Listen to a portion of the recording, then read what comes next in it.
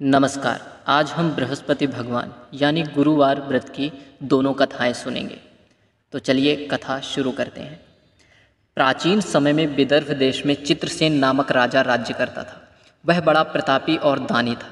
वह नित्य देवालय मंदिर में दर्शन करने जाता और गुरु एवं साधुओं की सेवा किया करता था। उसके दरवाजे से कोई भी निराश होकर नहीं लौटता था। वह प्रत्येक गुरुवार को व्रत रखकर विष्णु भगवान का पूजन करता था, परंतु ये सब बातें रानी को अच्छी नहीं लगती थी। वह न स्वयं व्रत करती थी, न किसी को एक पैसा तक दान में देती थी तथा राजा से भी ऐसा करने को मना किया करती थी। एक दिन की बात है कि राजा तो शिकार खेलने वन में गए थे। घर पर रानी व उसकी दासी थी। उस समय बृहस्पति देव एक साधु का रूप धारण कर राजा के दरवाजे पर भिक्षा मांगने आए। तो रानी कहने लगी, हे साधु महाराज, मैं तो इस दान पुण्य से तंग आ गई हूँ। मुझसे तो घर का ही कार्य समाप्त नहीं होता है। दान पुण्य के लिए तो पति देव ही बहुत हैं। अब आप इस प्रकार की कृपा करें कि यह सब धन नष्ट हो जावे तो मैं आराम से रह सकूंगी। साधु बोले, हे देवी, धन से तो कोई दुखी नहीं होता, इसको सभी चाहते हैं। पापी भी पुत्र की और धन की इच्छा करते हैं। अगर आपके पास धन अधिक है तो भूखे मनुष्यों को भोजन कराओ, प्याऊ लगवाओ, गरीबों को दान दो, धर्मशाला बनवाओ, कुआं तालाब आदि का निर्माण कराओ, निर्धन मनुष्यों की कुंवारी कन्याओं का विवाह आदि अनेकों यज्ञादि धर्म कार्य हैं जिनके करने से आपके कुल और आपका नाम लोक परलोक में सार्थक होगा। लेकिन रानी इन बातों से खुश ना हुई। बोली, हे साधु महाराज, मुझे ऐसे धन की आवश्यकता नहीं जिसे अन्य मनुष्यों को दान दूं तथा जिसको रखने रखाने में सारा समय बर्बाद हो। साधु ने कहा, देवी, तुम्हारी ऐसी इच्छा है तो ऐसा ही होगा। मैं तुम्हें बताता हूँ, अब वैसा करना। बृहस्पति के दिन बाल बनवाएं, भोजन में मांस मदिरा खाना, कपड़े धोबी के यहाँ धुलने डालना। इस प्रकार 7 बृहस्पतिवार करने से तुम्हारा सब धन नष्ट हो जाएगा। यह कह वह साधु महाराज अंतर ध्यान हो गए। रानी ने साधु के कहने के अनुसार ही किया। 3 बृहस्पतिवार ही बीते थे कि उसका समस्त धन नष्ट हो गया और सब लोग भोजन के लिए तरसने लगे। तब राजा रानी से कहने लगा कि तुम यहाँ पर रहो, मैं दूसरे देश को जाऊँगा, क्योंकि देश चोरी परदेश भीख बराबर है। ऐसा कहकर राजा तो परदेश को चला गया। वहाँ जंगल को जाता और लकड़ी काट कर लाता और शहर में बेचता। इस तरह वह अपना जीवन व्यतीत करने लगा। इधर राजा, उधर रानी और दासी भी दुखी रहने लगी। किसी दिन भोजन मिलता और किसी दिन जल पीकर ही रह जाती। एक समय रानी और दासी को 7 रोज बिना भोजन के व्यतीत हो गए। तो रानी ने अपनी दासी से कहा, हे दासी, पास के नगर में मेरी एक बहन रहती है, वह बड़ी धनवान है। तू उसके पास जा और वहाँ से 5 सेर बेझर ही मांग ला, जिससे कुछ समय के लिए गुजर हो जाएगी। रानी की आज्ञा से दासी उसकी बहन के पास गई। रानी की बहन उस समय बृहस्पति देव का पूजन कर रही थी। दासी ने रानी की बहन को देखा तो उससे बोली, हे रानी, मुझे तुम्हारी बहन ने भेजा है, मेरे लिए 5 सेर बेझर दे दो। दासी ने यह अनेक बार कहा, परंतु रानी ने कुछ उत्तर नहीं दिया, क्योंकि वह तो उस समय बृहस्पतिवार की कथा पढ़ रही थी। जब बांदी को किसी प्रकार का कोई उत्तर नहीं मिला तो वह बहुत दुखी हुई और लौटकर रानी के पास आकर बोली, हे रानी जी, तुम्हारी बहन तो बड़ी आदमिन है, वह हम छोटे लोगों से बात भी नहीं करती। रानी बोली, हे दासी, इसमें उसका कोई दोष नहीं है। जब बुरे दिन आते हैं तब कोई सहारा नहीं देता। अच्छे बुरे का पता आपत्ति काल में ही लगता है। यह हमारे भाग्य का दोष है। इधर उस रानी ने देखा कि बहन की दासी आई थी, परंतु मैं पूजा में लगी होने के कारण उससे नहीं बोली। यह सोचकर वह अपनी बहन के घर जाकर अपनी बहन से कहने लगी कि हे बहन, मैं बृहस्पतिवार का व्रत कर रही थी। जब तक कथा होती तब तक ना उठते ना बोलते हैं, इसलिए मैं तुम्हारी दासी से ना बोलने कहो। दासी क्यों गई थी? रानी बोली, बहन, हमारे घर में अनाज नहीं था, इस कारण मैंने दासी को तुम्हारे पास से कुछ अनाज लाने के लिए भेजा था। बहन बोली, रानी जी, बृहस्पति भगवान सबकी इच्छा पूर्ण करते हैं, देखो शायद तुम्हारे घर में ही अनाज रखा हो। इस प्रकार के वचन सुन के रानी घर के अंदर गई तो उसे एक बड़ा बेझर से भरा हुआ मिल गया। रानी और दासी बहुत खुश हुए। दासी कहने लगी, हे रानी जी, देखो, हमको जब भोजन नहीं मिलता तो हम रोज़ व्रत करते हैं। अगर इनसे व्रत की विधि और कथा पूछ ली जावे तो हम भी किया करेंगे। तब उस रानी के पूछने पर रानी की बहन ने कहा, गुरु के व्रत में चने की दाल व हल्दी से विष्णु भगवान का केले का जड़ में पूजन कर दीपक जलावें, पीला भोजन करें तथा कहानी सुने। इस प्रकार से गुरु भगवान प्रसन्न होते हैं, अन्य पुत्र व धन देते हैं, व्रत की मनोकामना पूर्ण करते हैं। रानी व दासी ने निश्चय किया कि वो बृहस्पति देव का व्रत पूजन अवश्य करेंगी। 7 रोज बाद जब बृहस्पतिवार आया तो उन्होंने व्रत रखा। दासी घुड़साल में जाकर चने की दाल व गुड़ बीन लाई और विष्णु भगवान का पूजन किया। जब भोजन पीला कहाँ से आवे, यह सोचकर बेचारी बड़ी दुखी हुई, परंतु उन्होंने व्रत किया तथा किसी कारण गुरु भगवान प्रसन्न थे। वे 2 थाली में सुंदर पीला भोजन लेकर आवे और दासी को देकर बोले, हे दासी, यह तुम्हारे और रानी के लिए है, तुम दोनों करना। दासी बड़ी प्रसन्न हुई और रानी से जाकर बोली, चलो रानी जी भोजन कर लो। रानी को तो इस विषय में कुछ पता नहीं था, इसलिए वह दासी से बोली, तू ही भोजन कर, क्यों तू हमारी व्यर्थ में हंसी उड़ाती है। दासी बोली, हे एक महात्मा भोजन दे गए हैं। रानी कहने लगी, वह भोजन तेरे लिए ही दे गए हैं, तू ही भोजन कर। दासी ने कहा, वह महात्मा हम दोनों को 2 थाली में भोजन दे गए हैं, इसलिए हम और तुम दोनों ही साथ साथ भोजन करेंगे। इस प्रकार रानी और बांदी ने गुरु भगवान को नमस्कार कर भोजन ग्रहण किया। उस दिन से रानी और बांदी गुरुवार का व्रत और विष्णु भगवान का पूजन करने लगे। बृहस्पति भगवान की कृपा से रानी और दासी के पास फिर से धन हो गया। रानी उसी प्रकार फिर से आलस करने लगी। तब दासी बोली, देखो रानी जी, तुम पहले भी इस प्रकार का आलस करती थी, इसी से सब धन नष्ट हो गया। अब गुरु भगवान की कृपा से धन मिला है तो फिर से तुम्हें आलस्य होता है। बड़ी मुसीबतों के बाद हमने यह धन पाया है, इसलिए तुम्हें दान पुण्य करना चाहिए। अब आप भूखे मनुष्यों को भोजन कराओ, मंदिर पाठशाला बनवाओ, कुंवारी कन्याओं का विवाह करवाओ। इस तरह धन को शुभ और धर्म कार्यों में खर्च करो, जिससे तुम्हारे कुल का यश बढ़े तथा स्वर्ग प्राप्त हो। इस प्रकार तुम्हारे पितर भी प्रसन्न होंगे। रानी ने जब ये शुभ कर्म करने प्रारंभ किए तो इनका यश फैलने लगा। एक दिन रानी और दासी विचार करने लगी कि न जाने राजा किस दशा में होंगे, उनकी कोई खबर नहीं मिली है। उन्होंने गुरु भगवान से प्रार्थना की तो भगवान ने रात्रि में राजा को स्वप्न में कहा, हे राजा, जा, तेरी रानी तुझको याद करती है। राजा प्रातःकाल उठा और विचार करने लगा। स्त्री जाति खाने व पहनने की संगनी होती है, पर स्वप्न की बात मानकर वह अपने नगर के लिए चलने को तैयार हुआ। यहाँ परदेश में वह प्रतिदिन जंगल से लकड़ी लाता और शहर में बेचकर अपने जीवन को बड़ी कठिनाई से व्यतीत करता था।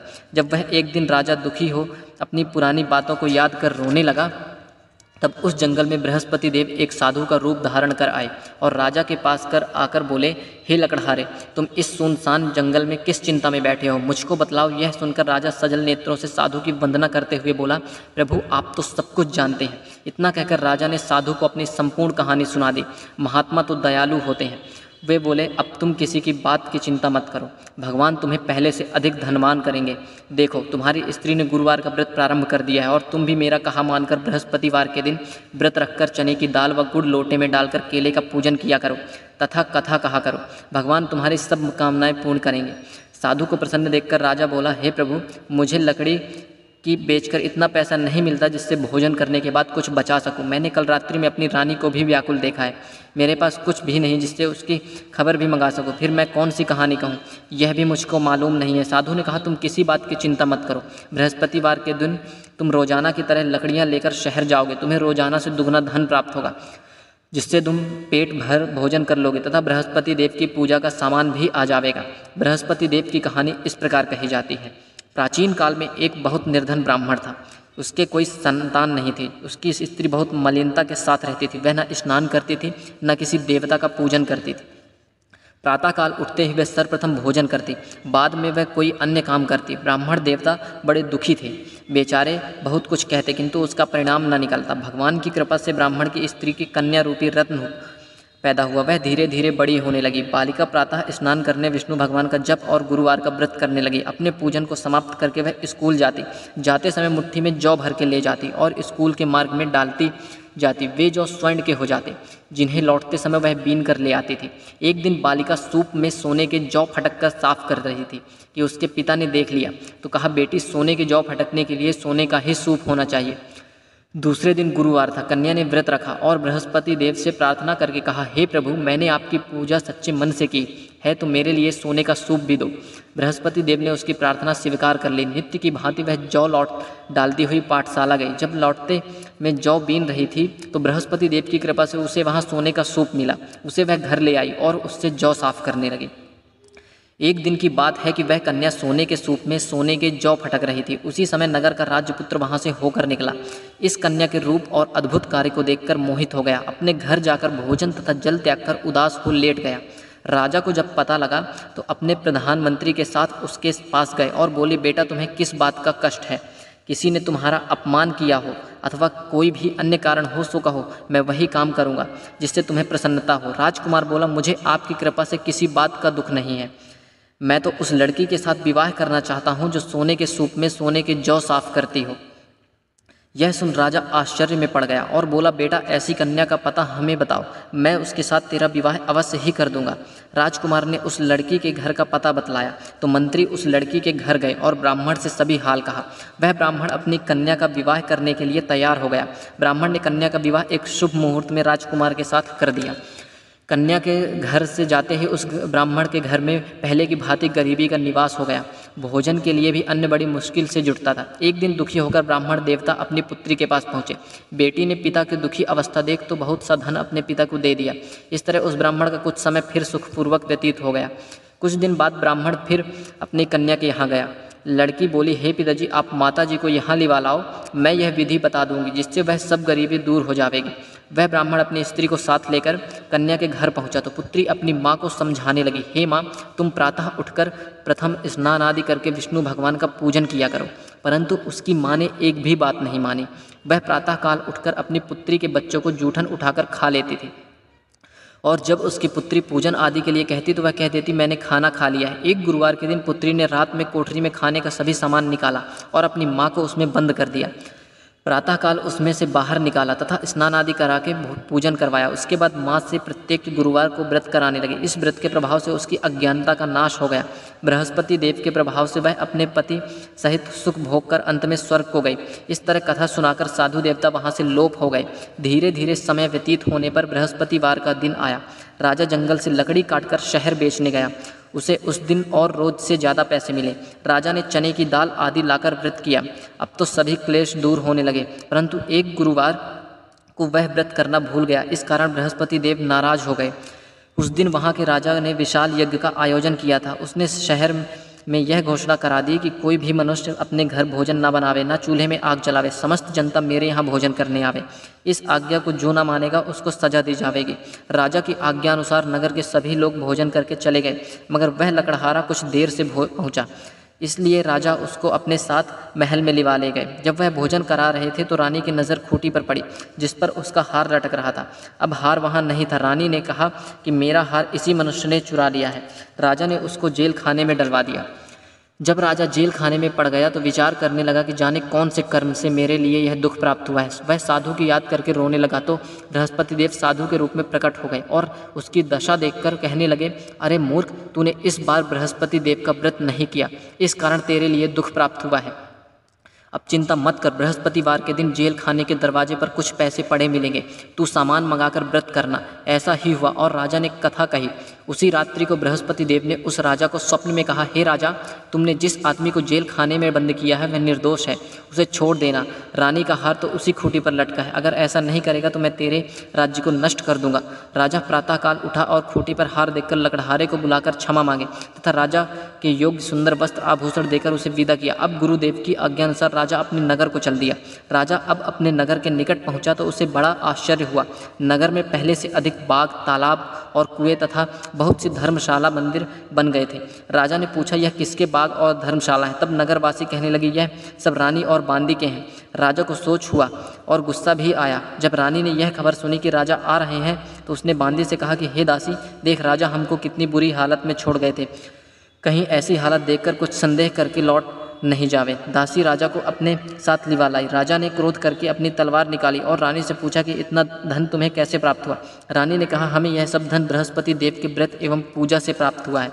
राजा तो स्वयं उनका प्रभाव देख चुका था, अतः प्रसन्न हो गया।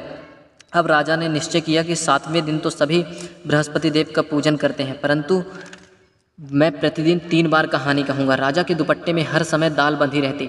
वह दिन में 3 बार कहानी कहता है। एक बार राजा ने सोचा कि चलो अपनी बहन के यहाँ आवे। यह सोचकर राजा अपने घोड़े पर सवार हो अपनी बहन के यहाँ को चल दिया। मार्ग में उसने देखा कि कुछ आदमी एक मुर्दे को लिए जा रहे हैं। उसे रोककर राजा कहने लगा, अरे भैया, मेरी बृहस्पति की कहानी सुन लो। वे बोले, लो, हमारा तो आदमी मर गया, इसे अपनी कथा की पड़ी हुई।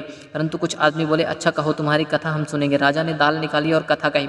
जब कथा आधी हुई तो मुर्दा हिलने लगा और समाप्त होने पर राम राम करके खड़ा हो गया। आगे मार्ग में एक किसान खेत में हल चलाता मिला। राजा उससे बोला, अरे भैया, मेरी बृहस्पति की कथा सुन लो। किसान बोला, जब तक मैं तेरी कथा सुनूंगा तब तक 4 हरया न जोत लूँगा। तुम अपनी कथा किसी और को सुनाना। राजा आगे चला, परंतु राजा के हटते ही बैल पछाड़ खाकर गिर गए तथा किसान के बेटे में बहुत जोर से दर्द होने लगा। उसी समय उसकी माँ रोटी लेकर आई। उसने जब यह देखा तो अपने पुत्र से हाल पूछा। बेटे ने सभी हाल कह दिया। बुढ़िया दौड़ी दौड़ी उस घुड़सवार के पास आई और बोली, तुम्हारी कथा मैं सुनूंगी, तुम अपनी कथा मेरे खेत पर चलकर कहो। राजा ने बुढ़िया के खेत पर कथा कह दी, जिसके सुनते ही बैल खड़े हो गए तथा किसान के पेट का दर्द दूर हो गया। यहाँ से राजा अपनी बहन के घर जा पहुँचा। बहन ने भाई की मेहमानी की। दूसरे दिन प्रातः राजा जगा तो उसने देखा कि सब लोग भोजन कर रहे हैं। राजा ने अपनी बहन से कहा कि ऐसा कोई मनुष्य है जिसने भोजन ना किया हो, वह मेरी बृहस्पति की कथा सुन ले। बहन बोली, हे भैया, यहाँ सभी भोजन पहले करते हैं और बाद में अन्य काम करते हैं। अगर कोई पड़ोस में हो तो बुला कर लाऊं, परंतु उसे यहाँ ऐसा व्यक्ति नहीं मिला जिसने भोजन न किया हो। राजा के फिर कहने पर वह एक कुम्हार के घर गई जिसका लड़का बीमार था। उसे मालूम हुआ कि उसके यहाँ 3 रोज से किसी ने भोजन नहीं किया। रानी ने अपने भाई की कथा सुनने के लिए उससे कहा। यह तैयार हो गया। राजा ने उसके घर जाकर बृहस्पतिवार की कथा कही, जिसको सुनकर उसका लड़का ठीक हो गया। अब तो सब और राजा और उसके व्रत की प्रशंसा होने लगी। एक दिन राजा ने अपनी बहन से कहा, हे बहन, अब हम अपने घर को जाएंगे, तुम भी तैयार हो जाओ। राजा की बहन ने अपनी सास से कहा। सास बोली, हाँ चली जा, परंतु अपने लड़कों को मत ले जाना, क्योंकि तेरे भाई के संतान नहीं है। बहन ने अपने भैया से कहा, हे भैया, मैं तो चलूँगी, परंतु मेरे साथ कोई बालक नहीं जावेगा। राजा बोला, कोई बालक नहीं चलेगा, तब तुम चलकर क्या करोगी? बड़े दुखी मन से राजा अपने नगर को लौटा। राजा ने अपनी रानी से कहा, हम निर्वंशी हैं, हमारा मुंह देखने का धर्म नहीं है। तो दुखी हो उसने कुछ भोजन आदि भी नहीं किया। रानी बोली, हे प्रभु, बृहस्पति देव ने हमें सब कुछ दिया है, हमें संतान भी अवश्य देंगे। उसी रात को बृहस्पति देव ने राजा को स्वप्न में कहा, हे राजा, अब सोच को त्याग, तेरी रानी गर्भ से है। यह सुनकर राजा को बड़ी खुशी हुई। 9वें महीने में उसके पुत्र पैदा हुआ। राजा बोला, हे रानी, स्त्री बिना कहे नहीं रह सकती, इसलिए मेरी बहन जब बधाई लेकर आवे तो उससे तुम कुछ नहीं कहना। रानी ने सुनकर हाँ कर दी। लेकिन जब राजा की बहन ने यह शुभ समाचार सुना तो वह बड़ी खुशी से बधाई लेकर भाई के यहाँ आई। तो रानी बोली, मेरी ननद घोड़ा चढ़कर तो नहीं, गधी चढ़कर आई। राजा की बहन बोली, भाभी, यदि मैं ऐसा न कहती तो तुम्हें संतान कैसे मिलती? बृहस्पति देव ऐसे ही दयालु हैं, अपने भक्तों की मनोकामना पूरी करते हैं। सच्चे मन से बृहस्पति देव का व्रत करता है, वह कथा पढ़ता है अथवा सुनता है और दूसरों को भी सुनाता है, बृहस्पति देव उसकी सभी इच्छाएं पूर्ण करते हैं। बोलो बृहस्पति देव की जय, विष्णु भगवान की जय।